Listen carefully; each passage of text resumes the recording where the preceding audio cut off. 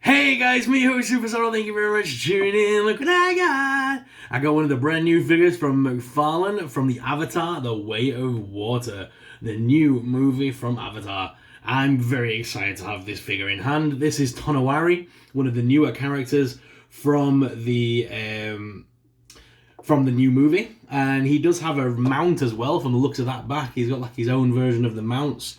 In the original film, they were banshees, but these seem to be called something else. It says Skimwing. The Skimwing is sold separately.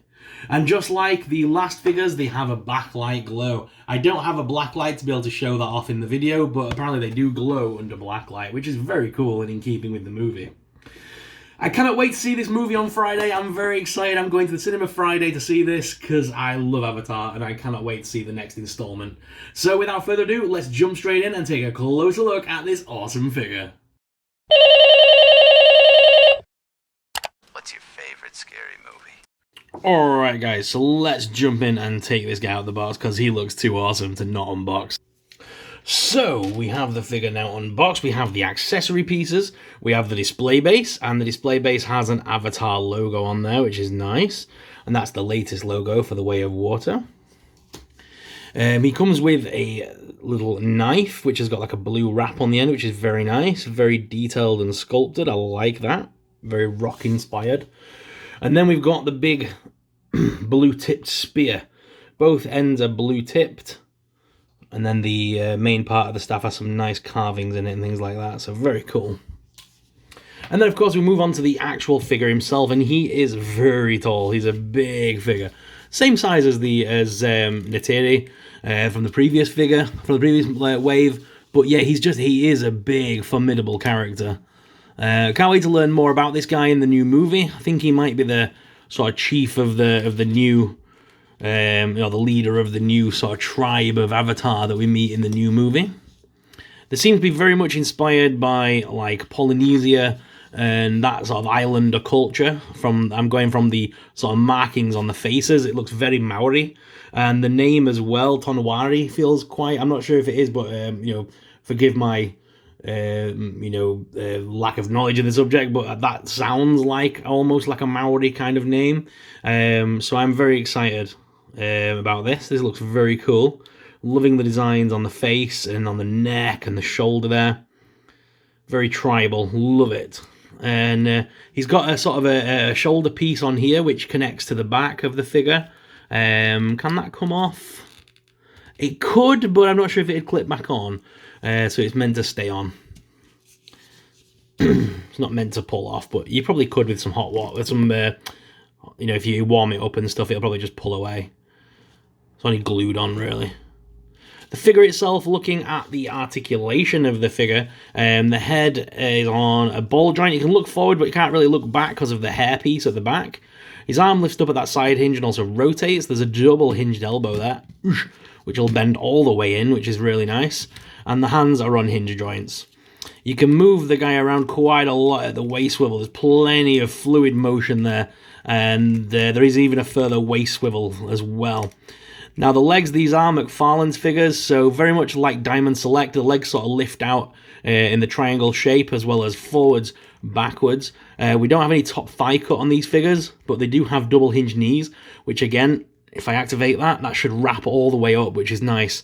And then his feet are on the ball joints. Oh no, these aren't actually ball joints, I don't think. Yeah, there is a ball there. Yeah, it is. And then the feet have the toe articulation as well, which hinges upwards and down. Let's have a look at the tail. How's the tail? So there is movement in the tail. There's no wire in the tail, so it won't stay in any position, so you can't kind of pose it. But the tail does move around and rotate in the socket, and it is on like a little ball joint there. All in all, the figure is very nice, very well sculpted and greatly detailed. I really like the look of it. He does take a little bit to stand, and he's very top heavy, but once you do stand him, he does stand pretty well on his own. I am going to shove the first of the weapons in this first hand. Let's see how that goes. Because again, it's a very softish plastic. So I'm not sure how this is going to go. Let's start there. No, it won't push through. Oof. We have to stretch that hand out a little bit, aren't we?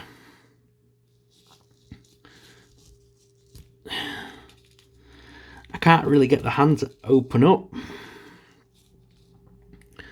So that might be a bit of fun trying to get that in there, but as you can see, it's not wanting to budge.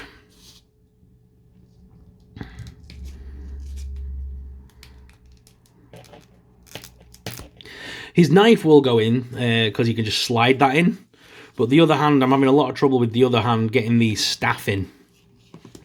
Let me try it off camera while I'm being a bit, but I've got proper vision. That took some doing. So what I ended up having to do was you get some heat on it and use the, I used the hairdryer just to heat out the hand, slide the staff into the hand and then pose it back out. So it is a little bit of a pain to try and get the staff in his hand. That is the only issue I've found with the figure. But the figure itself overall is very nice. Let me just put the stand peg in to make him a little bit sturdier for the camera. But yeah, as you can see, overall, a really nice figure. And I can't wait to see the movie to learn more about this guy. But what are your thoughts on this figure, guys? Let us know in the comments down below. If you have enjoyed this video today, please make sure you smash that subscribe button. And why not check out one of the other videos on the channel while you're here? You may just find something you like. Thank you very much for watching, guys, and until next time, may the Force be with you. Bye!